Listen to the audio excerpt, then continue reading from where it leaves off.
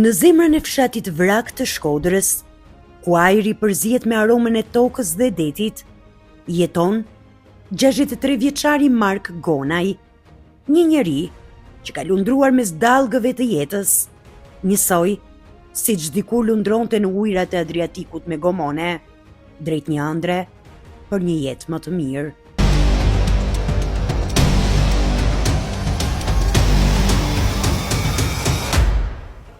Në vitet e vështira, kur shumë shqiptarë rrezikonin gjithçka për t'u larguar drejt Italisë, edhe Marku mori guximin të përballet me detin. Një gomone, një natë e gjatë dhe një shpresë që i dishte në zemër të siguronte një jetë më të mirë për familjen që kishte lënë pas në Shkodër. 94 që kam shkuar në Greqi, ngaja 2 vite në Greqi, nuk më pëlqeu as sport. Kam marrë në Shqipëri, kam marrë rrugën e shkuar në Itali përsëri. 96-ën kam në Itali. Në 93-ën kam shkuar në kamp për në Greqi, Masanena me gomore, me skaf. Ishte 90% vdekje, 10% pështim. Kur kam ikur.